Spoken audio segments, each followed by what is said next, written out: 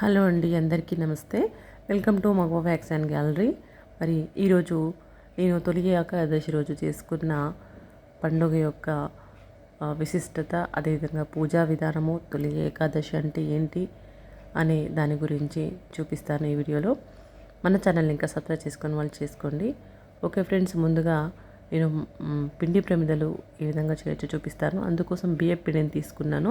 Rice flour తీసుకోండి. Rice flour, అదేవిధంగా cow ఘీ అంటే ఆవు నెయ్యి, జాగరి అంటే ఫ్రెష్ మన జాగరి బెల్లం తీసుకోండి. అదేవిధంగా ఒక బనానా తీసుకోండి. ఈ విధంగా బనానా స్మాష్ చేసి వేసుకోండి. సో నేనున్న కంట్రీలో నాకు దొరికినంతలో నేను చేసుకున్నాను. సో మీకు అవైలబుల్లో ఉన్న పూలతోటి, పుష్పాలతోటి ఏ విధంగానైనా స్వామివారిని పూజించుకోవచ్చు. ఈ విధంగా జవ్వాదు కోసం నేను చాలా ట్రై చేశాను. ఇక్కడ ఒకే ఒక షాప్లో దొరికింది. సో మన దగ్గర అవైలబుల్లో ఉంటాయి, తప్పకుండా వేయండి. లేదు అంటే ఇలాచీ పౌడర్ అయినా వేసుకోండి. స్వామివారికి, అమ్మవారికి కూడా మనం స్వామివారితో పాటు పూజిస్తాం కదా, సో వారికి సువాసన భరితమైనవి చాలా ఇష్టం అన్నమాట. అలంకార ప్రియుడు కదా. ఈ విధంగా పిండి మొత్తాన్ని మనము చేసుకోవాలి, కలుపుకోవాలి. చూసారా, మనకు కొద్దిగా పిండి లూజ్ అయినప్పుడు మాత్రం మరి కొద్దిగా రైస్ ఫ్లోర్ యాడ్ చేసుకొని వేసుకుంటే పిండి ప్రమిదలు చక్కగా వస్తాయి. వీటిని కాసేపు ఒక 5 మినిట్స్, ఒక హాఫ్ అన్ అవర్ వరకు అలా వదిలేయండి. వదిలేసిన తర్వాత పిండి ప్రమిదలు చేసుకుంటే చూడండి మనకు చక్కగా వచ్చాయి. ఈ విధంగా వేసుకొని చేసుకుంటే సరిపోతుంది. దీన్ని మనము గంధము, కుంకుమలతో, ఏ విధంగా ఇయర్ బడ్స్ ఉంటాయి కదా, వాటి సహాయంతో మనము ఈ విధంగా డెకరేట్ చేసుకోవచ్చు. మీరు పూజా విధానం అంతా ప్రాసెస్ అంతా చూసేయండి. మనము దానికి సంబంధించిన కొన్ని విషయాల గురించి, దానికి సంబంధించిన ఫ్యాక్ట్స్ గురించి అయితే కొన్ని చెప్తాను. హిందువుల తొలి పండుగ ఖ్యాతికెక్కిన తొలి ఏకాదశి పర్వదినానికి హైందవ సంస్కృతిలో విశేష స్థానం ఉందండి. ఒక ఏడాదిలో వచ్చే 24 ఏకాదశుల్లో ఆషాఢ శుద్ధ ఏకాదశిని మనము తొలి ఏకాదశిగా పిలుస్తారు. దీనికి శయన ఏకాదశి అని, అదేవిధంగా పేలాల పండుగ అని, హరివాసరం అని, అదేవిధంగా హిందువుల తొలి పండుగగా కూడా ఖ్యాతికెక్కిన తొలి ఏకాదశి పర్వదినాన్ని హైందవ సంస్కృతిలో విశేష స్థానం ఉంటుంది వీటికి. అయితే ఒక ఏడాదిలో వచ్చే 24 ఏకాదశుల్లో మనకు ఆషాఢ శుద్ధ ఏకాదశిని తొలి ఏకాదశిగా పిలుస్తారు. దీనికి శయన ఏకాదశి అని, హరివాసరం అని, పేలాల పండుగ అని అంటారు. ముఖ్యంగా పురాణాలను అనుసరించి శ్రీ మహావిష్ణువు క్షీరసాగరంలో శేషతల్పం మీద శయనిస్తారు. అలా 4 నెలల పాటు ఆయన పడుకొని అక్టోబర్ లేదా నవంబర్ నెలలో వచ్చే ప్రబోధిని ఏకాదశి నాడు తిరిగి మేల్కోవడం జరుగుతుంది. ఈ 4 నెలల్ని మనము చతుర్మాసాలుగా వ్యవహరిస్తారు. ఈ రోజు నుంచి 4 నెలల పాటు చతుర్మాస దీక్షను ఆచరిస్తారు.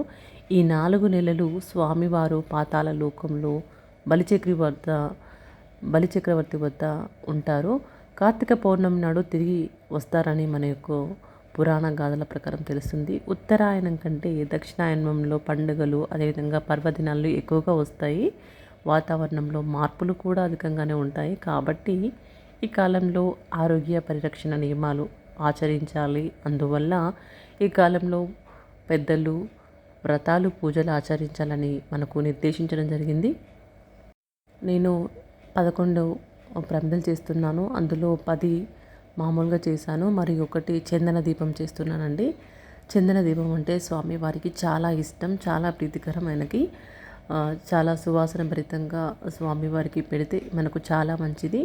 సో మనము ఎన్ని ప్రమిదలు చేస్తామో అందులో ఒకటి ఈ విధంగా చందన దీపం తయారు చేసుకొని పెట్టండి. చాలా బాగా ఉంటుంది. ఇది మనకి చాలా ఎక్కువసేపు కూడా వెలగడం నేను గమనించాను. ఓకే ఫ్రెండ్స్, అయితే దానికి సంబంధించిన ఒక చిన్న కథ అయితే ఉంది. ముఖ్యంగా కృతయుగంలో మురాసురుడు అనే రాక్షసుడు బ్రహ్మవరంతో దేవతలను, ఋషులను హింసించడంతో శ్రీ మహావిష్ణువు అతనితో 1000 ఏళ్ళు పోరాడి అలసిపోయి ఒక గుహలో విశ్రాంతి తీసుకుంటుండగా శ్రీహరి శరీరం నుంచి ఒక కన్య ఆవిర్భవించి ఆ రాక్షసుని అంతం చేసిందంట. ఇందుకు సంతోషించిన శ్రీ మహావిష్ణువు ఆ కన్యను వరం కోరుకోమనగా తాను విష్ణుప్రియగా లోకం చేత పూజించబడాలని కోరుకుంది. అప్పటి నుంచి ఆమె ఏకాదశి తిథిగా వ్యవహారంలోకి వచ్చింది. నాటి నుంచి సాధువులు, భక్తజనులు ఏకాదశి వ్రతం ఆచరించి విష్ణు సాయుధ్యం పొందినట్లుగా పురాణాలు చెబుతున్నాయి. అంబరీషుడు, మందాత తదితర పురాణ పురుషులు ఏకాదశి వ్రతాన్ని ఆచరించారని మనకు తెలుస్తుంది. విధంగా ముందుగా స్వామివారికి నేను పంచామృతాలతో అభిషేకం చేసుకుంటున్నానండి. మీ దగ్గర ఉన్న చిన్న చిన్న విగ్రహాలు ఉంటాయి కదా, ఫోటోలను, అదేవిధంగా విగ్రహాలని, ఈ విధంగా మనము పంచామృతాలతోటి స్వామివారిని పూజించుకోవాలి. అభిషేకించిన తర్వాత గంధం కుంకుమతో అలంకరించుకొని ఆ తర్వాత పీటను ఏర్పాటు చేసుకుందాము. ఓకే ఫ్రెండ్స్, అదేవిధంగా అసలు ఏకాదశి నాడు ఏం చేయాలి మనం? ఏకాదశి నాడు ఉపవాసం ఉండి ఆ రాత్రంతా కూడా మనం జాగరణ చేయాలి. రాత్రి వేళ విష్ణుమూర్తికి సంబంధించిన భాగవతాన్ని చదువుకోవడము, లేదా విష్ణు సహస్రనామ పారాయణం చేయడము. అదేవిధంగా మర్నాడు ద్వాదశి ఉంటుంది. ద్వాదశి రోజున మనకు దగ్గరలో ఉన్న దేవాలయానికి వెళ్ళి ఉపవాస దీక్షను మనం విరమించాలి. దీన్ని మనం 3 రోజులు వ్రతం ఆచరించాలి. మనము రేపు ఏకాదశి అంటే మామూలుగా ఈరోజు సాయంత్రం నుంచి అల్పాహారం లాంటివి తీసుకొని రేపు ఏకాదశి మొత్తం మనము ఏమీ తినకుండా, మనము ఎవరిని దూషించకుండా ఈ విధంగా చేసుకోవాలి. తర్వాత సాయంత్రం ఏదైనా పళ్ళు పాలతో మనము మామూలుగా తినవచ్చు. మరునాడు ఉదయం స్వామివారికి నివేదన చేసుకొని ఆ తర్వాత మనము ఉపవాస దీక్షను విరమించాలి. అయితే తొలి ఏకాదశి నాడు మనకు ఆవులను పూజించినట్లయితే చాలా మంచిది. తొలి ఏకాదశి విష్ణుమూర్తికి అత్యంత ప్రీతికరమైనది కనుక ఈ రోజున దీక్షను ఆచరిస్తే విష్ణుమూర్తి అనుగ్రహం తప్పకుండా మనకు లభిస్తుందండి. ముఖ్యంగా ఈ తొలి ఏకాదశి రోజు చెప్పుకోవాల్సింది పేలాల పిండి. ఆ రోజు అన్నం తినరు. ఎందుకు తినరో నేను చెప్తాను. ముఖ్యంగా పేలాల పిండి తొలి ఏకాదశి నాడు పేలాల పిండిని తప్పక తినాలని అంటారు. పేలాలు పితృదేవతలకు ఎంతో ఇష్టమైనవి. అందువల్ల మనకు జన్మనిచ్చిన పూర్వీకులను ఈరోజు గుర్తు చేసుకోవడం మన బాధ్యత. అలాగే ఆరోగ్యపరంగా బయటి ఉష్ణోగ్రతలకు అనుగుణంగా శరీరం అనేక మార్పులకు లోనవుతూ ఉంటుంది. గ్రీష్మ ఋతువు ముగిసిన తర్వాత వర్ష ఋతువు ప్రారంభమయ్యే కాలం కాబట్టి శరీరానికి పేలాల పిండి అనేది వేడిని కలుగజేస్తుంది. అందువల్ల ఈ రోజున దేవాలయాల్లోనూ అదేవిధంగా ఇళ్ళ వద్ద కూడా పేలాల పిండిని ప్రసాదంగా పంచుతారు.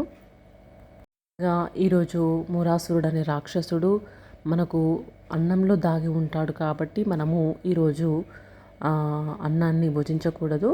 ముఖ్యంగా 8 సంవత్సరాలలోపు పిల్లలు, అదేవిధంగా 80 సంవత్సరాల పైబడిన వాళ్ళకి ఈ నియమం అనేది ఏమీ లేదు. ఈ పూజని ఎవరైనా ఆచరించవచ్చు. స్వామివారి అనుగ్రహానికి తప్పకుండా పాత్రలు కాగలరు. చూడండి, ఈ విధంగా నేను స్వామివారికి 11 దీపాలు ఈ విధంగా నెయ్యితో వేసి చేసుకున్నాను. మనము కింద ఆసనం ఏర్పాటు చేసి అదేవిధంగా ఫోటోలను మంచిగా ఈ విధంగా అభిషేకించుకొని పూలమాలలు మీ దగ్గర ఉన్న పూలమాలతో యథాశక్తి మీకు ఎంత శక్తి వీలైతే అంత శక్తితో మీరు పూజించండి. స్వామివారిని తప్పకుండా అనుగ్రహిస్తారు. ఈ విధంగా అన్నిటినీ పీఠాన్ని ఏర్పాటు చేసుకున్నాను. ఈ విధంగా 11 ప్రమిదలు చేసుకున్నానండి. ప్రతి ఒక్క ప్రమిదలో నేను 3 వత్తులు వేసి పెడుతున్నాను. 3 వత్తులు 11 వల్ల 33, అంటే 33 కోట్ల దేవతలకి అన్నమాట. 33 కోట్ల దేవతలకి కూడా మనకి ఈ యొక్క పూజ అనేది చెందుతుంది. అదేవిధంగా నాకు ఉసిరి దీపాలు కూడా నాకు దొరికాయి. సో ఉసిరికాయలు తీసుకొచ్చి స్వామివారికి వడ్డీ కాసులవాడు కాబట్టి ఆయన వారికి ఇన్ని దీపాలు పెట్టాలన్న నియమం ఏమీ లేదండి. మనకు నచ్చిన దీపాలు మనం పెట్టుకోవచ్చు.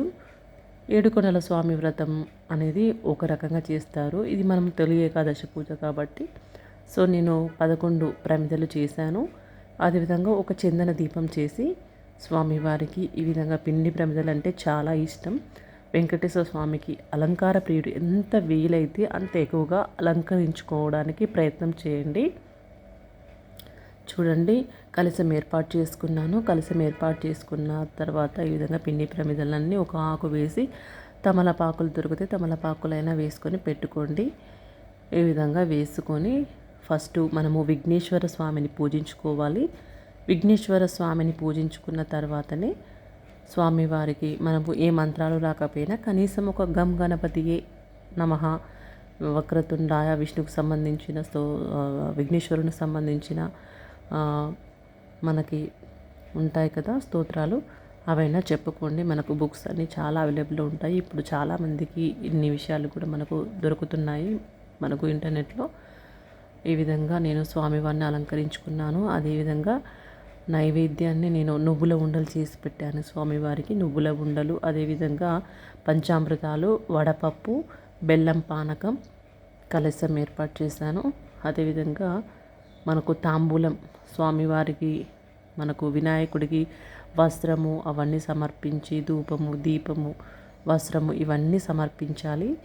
అదేవిధంగా తర్వాత కనీసం ఒక బెల్లం ముక్క నైవేద్యంగా పెట్టి విఘ్నేశ్వరుని పూజ అయిన తర్వాత ఆ తర్వాత వెంకటేశ్వర స్వామి యొక్క అష్టోత్తరాలు, అదేవిధంగా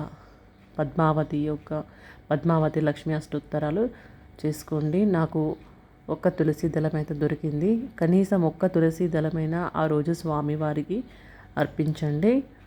స్వామివారికి తులసి దళాలతో చేస్తే ఇంకా మంచిది. ఎవరైతే ఈ వ్రతాన్ని ఆచరిస్తారో వారు మరణానంతరం కూడా వైకుంఠధామంలో నారాయణ పాదాల వద్ద స్థానం పొందుతారని మనకు పురాణాల్లో చెప్పబడింది. అదేవిధంగా ఈరోజు ఉపవాసము, పూజలు, అదేవిధంగా నారాయణని పూజించుకొని అదేవిధంగా ఉపవాస కథను వినండి, ఏకాదశి కథను వినండి. అదేవిధంగా మనకి ఈరోజు బ్రాహ్మణునికి అన్నదానం చేసి అతని శక్తికి తగ్గట్లు దాన ధర్మాలు చేయండి. అనంతరం ఉపవాసం విరమించండి. వీలైన వాళ్ళు రాత్రి నేలపై నిద్రించండి. అదేవిధంగా భగవంతుని ధ్యానం చేస్తూ భజన చేయాలి. చెడు ఆలోచనలు మనసులోకి రానివ్వకుండా, ఎవరిని దూషించకుండా చేసుకోండి.